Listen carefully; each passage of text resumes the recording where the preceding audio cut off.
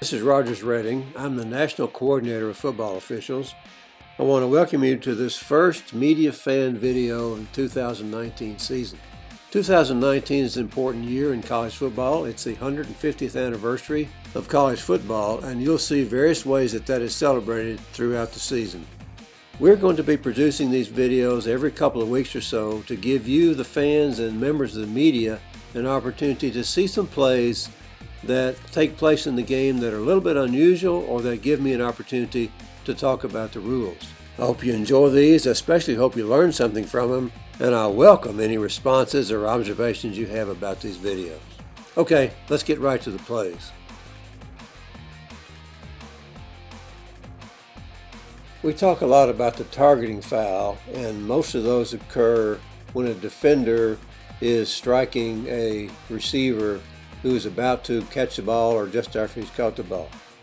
I wanted to show you a play where a legal tackle is made, a very good tackle. It's a hard tackle, but notice what the defender does. He keeps his head up, he doesn't launch, he doesn't thrust upward from a crouch.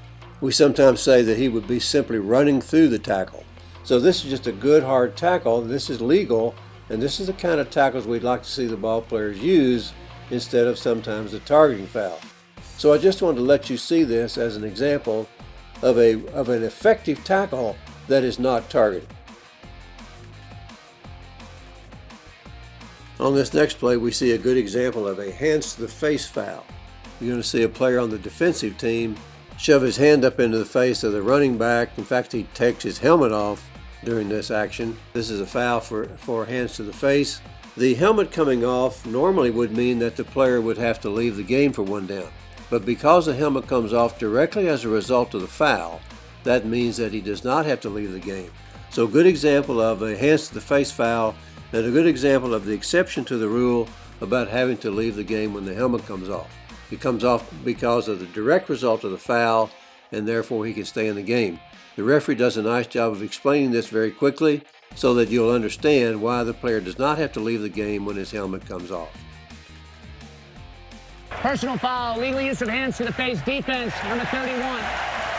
Attempt to be added to the end of the run, 15 yards, automatic first down. Number 27 may remain in the game. His helmet came off as a result of the foul.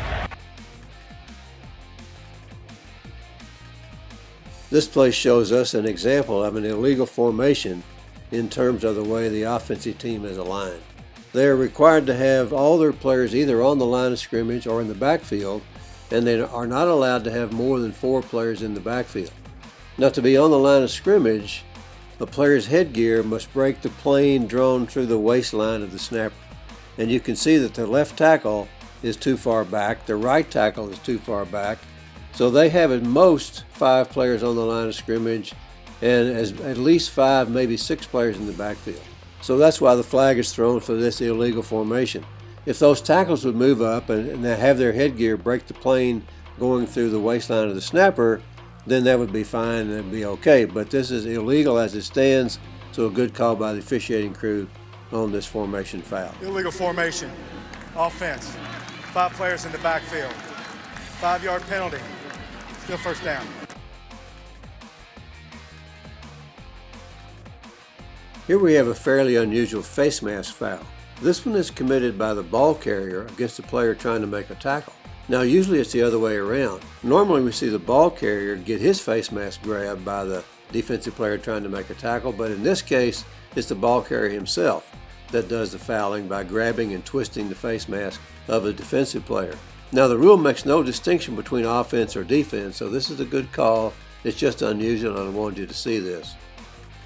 Personal foul, face mask, offense, 15-yard penalty, replay second down.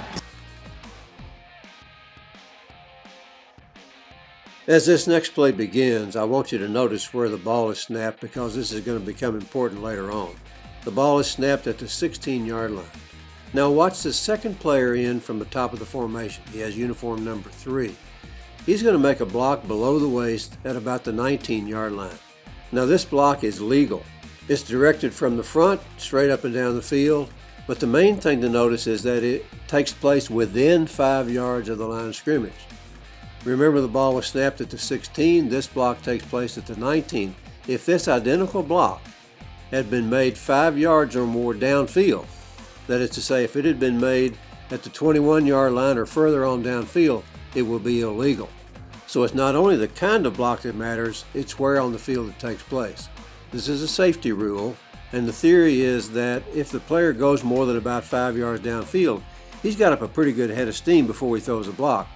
As it is here, he has a small running start, and so he hasn't built up enough momentum to make this a dangerous block. So legal because it's straight up and down the field, directed from the front, and also legal because it occurs within 5 yards of the line of scrimmage.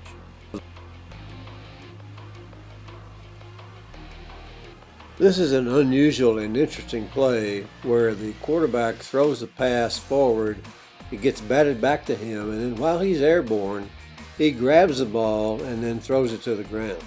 Now this is correctly ruled as an incomplete pass. It might look like a fumble or a second forward pass, but in fact it is all one pass because by rule the pass is not completed until he grabs the ball and then returns to the ground. But here, he simply flips the ball to the ground, so all this action is part of the same pass and it's an incomplete pass. Now by rule, the quarterback bats the ball. Now this doesn't look like a bat as we normally think of it, and it's one of those places where the rules of football use language in a slightly different way than we would if we were playing out in the backyard. This is a bat by rule because a bat is when you change the direction of a ball with your hands or the arms, and that's what happens here. And the referee does a really nice job of explaining why this is an incomplete pass. It's an incomplete pass. It's legal for the quarterback to control the ball in the air and bat it to the ground with no possession. Incomplete pass, second down. This play gives us a good example of good communication by a couple of members of the officiating crew on this play with a potential pass interference foul.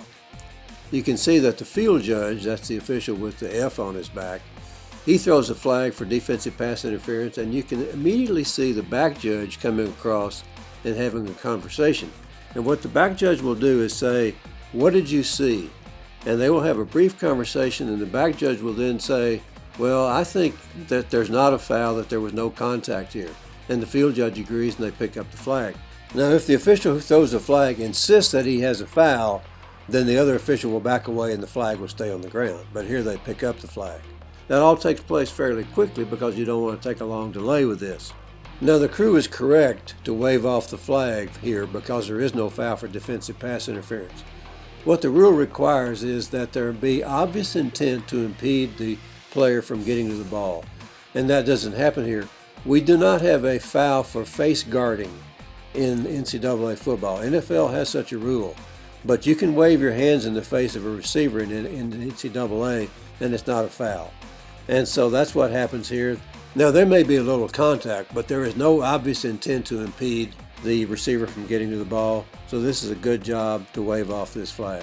After further discussion, there is no foul on the play. Full foul. Well, that's it for this time. I hope you enjoyed these. I hope you learned a little something. Hope you have a good couple of weeks. Enjoy football, either in person or on television, and we'll be back with another set of plays in a couple of weeks.